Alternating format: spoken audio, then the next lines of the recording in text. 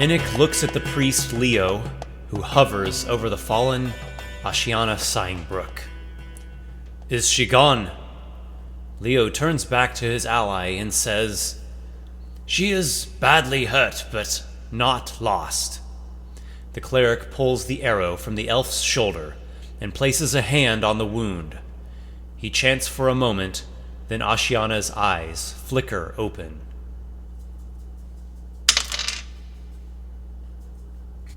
The ranger bolts upright and shouts an elven curse. She grabs her shoulder where the arrow had pierced her. Where Jor is? He is down below, says Enoch. We stopped him from fleeing. Leo got a bit carried away and stopped him too hard. What do you mean? Ashiana scowls at Leo. You kill him? Rest easy, girl. You are injured. Defying the priest's advice, Ashiana stands to her feet. Blood has soaked the fur and leathers she wears, and a cut runs along her left cheek, but her eyes have lost none of their fire. He was mine! Perhaps you should relax. You nearly killed yourself trying to take that man down. Ashiana only glares. Leo holds out his palms and says, We shall rest here and make preparations for the journey back to Vitus tomorrow. Enoch nods in agreement. What's done here is done. My cousin is still out there somewhere. Perhaps in the city, perhaps elsewhere. I cannot find him alone. I need your help. Ashiana does not look pleased. That was not the deal. The deal was, you'll help me kill Jor. Then I help you find your cousin. I no kill Jor, so the deal was no good. You are wounded and angry, says Leo. We can speak more later, after we eat and sleep and pray. I no want your words, priest. Ashiana turns to head down the stairs. When she does not respond to their calling, the two men go after her. She reaches the lower floor before they do and goes up to the corpse of Jor. Tears welling in her eyes, the ranger screams and kicks the lifeless body of the elf man. She draws her short sword and slashes one of his cheeks, then the other.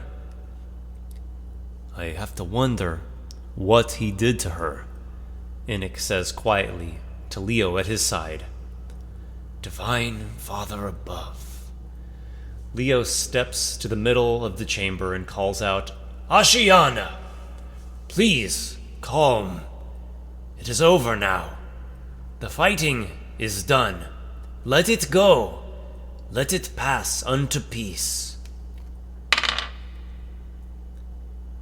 Never will there come peace, screams Ashiana. She wipes her dripping blade on Jor's leather tunic, then takes the dead man's own sword. It is an elven short sword with a graceful, feather-shaped blade. The weapon's craftsmanship is fine, though it bears no special trimmings at a glance. Ashiana goes on to speak not another word for the remainder of the day.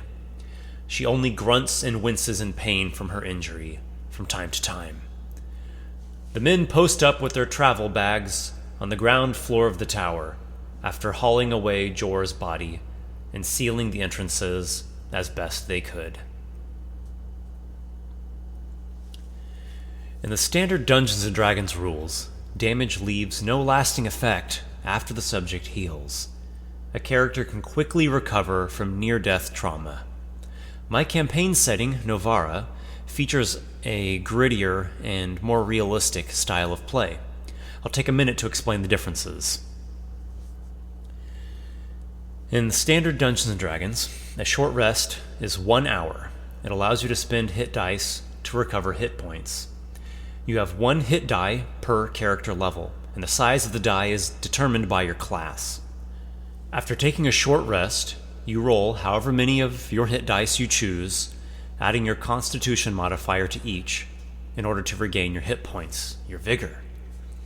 A long rest, which is 8 hours, allows you to recover all hit points and spent hit dice. Lingering injuries do not exist, except in those very rare cases that a DM advises so for story purposes. This style of play is fast-flowing and works well for action-packed dungeon crawling, in which you can expect multiple combat encounters in a given adventuring day. If you do not want to get too gritty, and you prefer a heroic campaign in which the characters tackle tons of battles, the default system will work great for you. The guidelines that are featured in my campaign setting are inspired by some of the variant rule ideas found in the Dungeon Master's Guide. This system is a bit more complex, and it makes the consequences of bloody battle more realistic. Now, I should stress that this is more realistic, not completely realistic. In other words, it has a higher value of coherency or believability when compared to the real dangers of combat. In this system, a short rest is 8 hours, and a long rest is 5 days. Lingering injuries are suffered if a character is reduced to 0 hit points but survives. As well, such injuries can be dealt by successfully attacking a helpless target within 5 feet, which also deals a critical hit, just as in the standard rules. This sort of system lends well to a campaign which places importance on storytelling, character development, and intrigue, what is sometimes referred to as heavy role-playing or high role-playing. In such a campaign, it is customary for a dungeon master to award experience points for many different non-combat scenarios, from skill usage and social interaction to completing plot milestones and role-playing in meaningful ways. Combat encounters, of course, still take place, but they are spaced farther apart and hopefully carry more significance. My injury system will be featured in its own video, but for the purposes of this current one, we shall deal with Ashiana's current injury.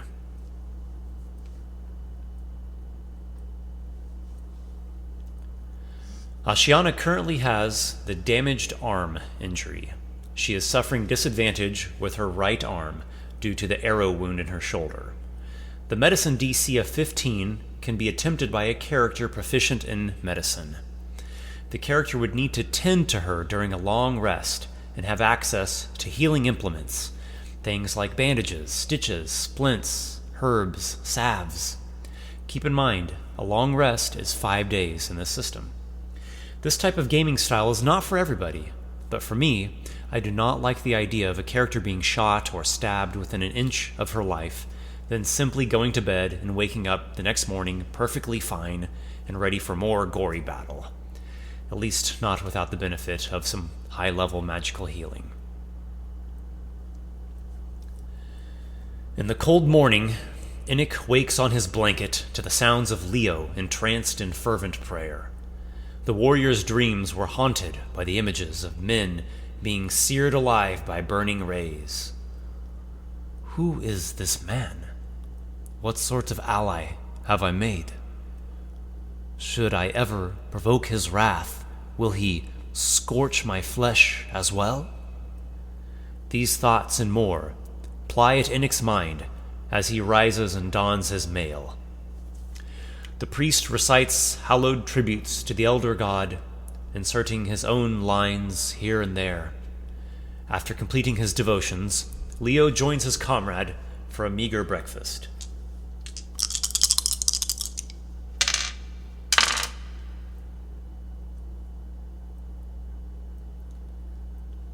Did you rest well, Enoch? As good as could be expected. I only hope Ashiana will not have quit her end of the agreement. We should find her. I do not trust her. She is far too wild to be relied upon. Enoch cannot disagree, but he reminds Leo that her tracking ability will be instrumental in locating Chrysos.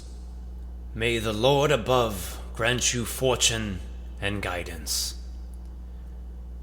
Leo makes a mystical gesture and lightly touches Enoch's forehead. The men locate Ashiana on the second floor. She is combing through the tables, shelves, and cabinets that fill the circular chamber. Ashiana, before we head back to the city, I need to know if you are with me. Perhaps you did not attain your vengeance in the exact way you would have preferred, but you got it nonetheless. Even more so, we risked ourselves on your behalf. Without us, you would have perished. Now, stay true to your part of the bargain. The ranger lets out a sigh. I take this, is all she says. In her hand is a silver candle holder. Fine and well. It is a beautiful object, but my concern lies elsewhere. Can we trust you as our ally? Ashiana retorts, Can I trust you? I touched you with the hand of the Divine Father. I closed your wound. And how I know the next time your touch does not burn me. You are no ordinary man who bring fire and light from the hand. Leo, a priest and a scholar, addresses Ashiana in her native Forelange, the tongue of the forest. Light illuminates, and fire purifies. When I draw back the darkness shrouding you, what shall I find? Light blinds and fire burns. Light blinds those accustomed to living in shadows. I do not follow you, mages of the Hive Temple. I have killed many men, and I shall kill many more. If we are going to succeed at hunting within that hive called Vitus, you are going to have to step away from this damned lie. Lie? What lie? You are not some holy wanderer. Power channels through you, but you are no saint. Rid yourself of this illusion of beauty and purity. It is the only way, for we are going somewhere that is filthy, and in order to succeed, we will have need to dirty ourselves along the way. Social interaction and character development are two very powerful forces in role-playing. Unfortunately, not enough games and not enough gamers delve into this enough. One of the wonderful aspects of D&D and tabletop role-playing in general is that your character's backgrounds, traits, beliefs, and alignment can really mean something in the game. Let us look at what we have going on in this scene. Leo does not trust Ashiana for her wild and risky temperament. Ashiana, on the other hand, is telling Leo that he needs to give up his belief in beauty, purity, and goodness in order to take part in tracking a missing person through the seedy underbelly of a huge city. Inner conflict within a character and tension between characters can be some of the most fascinating subjects to explore. In fact, if you examine some of your favorite movies, shows, books, you will likely find this type of personal conflict is a key ingredient in what makes the tale so engaging. So, these two characters could continue on with tension between them for however long, which is fine. But let us play it out for the sake of exploring this side of role-playing. Just like in a combat encounter, or even a skill-based encounter, the players need to state what their intents are.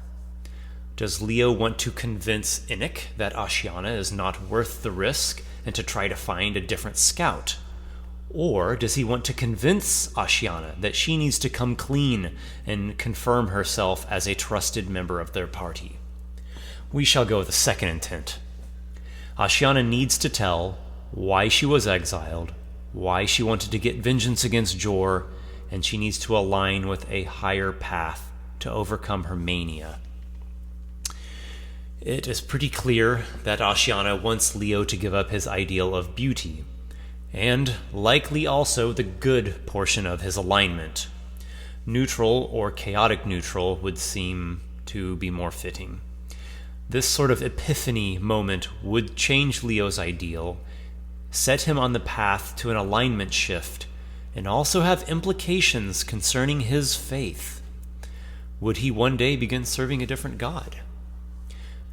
Again, like in combat, the opponents are risking something. Instead of risking injury and death, this time the characters are risking changing pieces of who they are and what they stand for. Since neither are yielding or fleeing this role-playing encounter, the stakes are set. For the purpose of adding weight and depth to the encounter, I recommend making it a best 2 out of 3 ability check contest. Since it involves convincing, charisma will be the first round.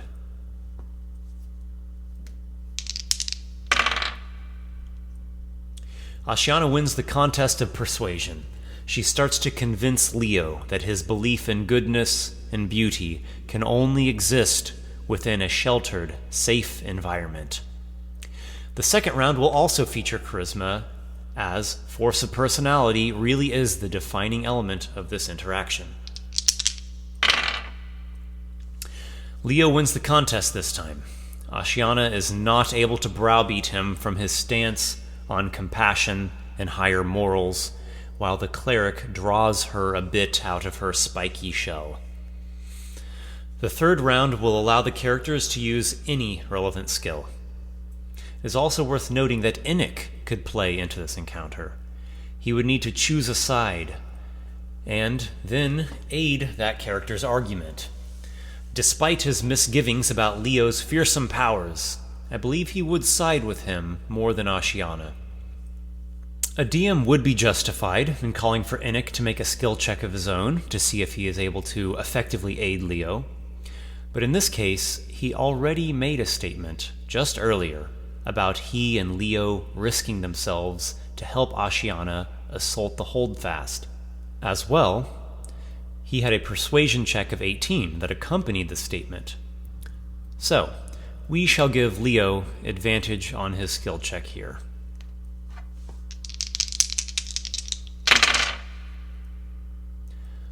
Both Ashiana and Leo utilize their perceptive intuition to read the other. Leo is able to glean the most, and he uses his insight into Ashiana's character to pull her over to his point of view. Leo's 2 successes beat Ashiana's 1. The DM awards the characters XP for the encounter. I suggest the following amounts. Leo gains the most XP, as well as inspiration, because he was the victor in this scene. Ashiana and Enoch still gain some XP because they took part in significant ways. A DM could award less or more XP depending upon his preferences. In this case, I gave the encounter a medium value because ensuring Ashiana, as a solid member of the party, is quite important to the story, but nothing truly tremendous was at stake. In fact, for a more dire circumstance, a DM may consider using best 3 out of 5 skill contests. Ashiana sighing Brook slumped into a chair with a sullen look on her face. I will tell you then. She gives no eye contact as she speaks, and her tale has the air of a confession. I learned the bow and blade from my father. He was a bounty hunter. In truth, he was more an assassin. My mother grew herbs and wished me to be a healer, but I had no patience for that. I was 12 when I killed my first man.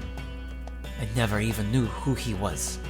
Some dirty human living in the forest that my employer said was an outlaw. 1 year ago, a pair of highborn from 2 rivers showed up at our home. Father said they were from House Wintrasel, and they wanted him for his ability to kill. It was supposed to be a secret. It is a shame to leave the tribe to join with elves of the city. But what could father do? Refuse a noble house? It was Jor who exposed his desertion, his profession as an assassin, and my own. I tried to kill Jor, and we fought right there in the village. He took hold of my mother, even cut her cheek, trying to threaten me away. Our shaman, the very woman who had guided my path of the spirits, banished me, and Jor too.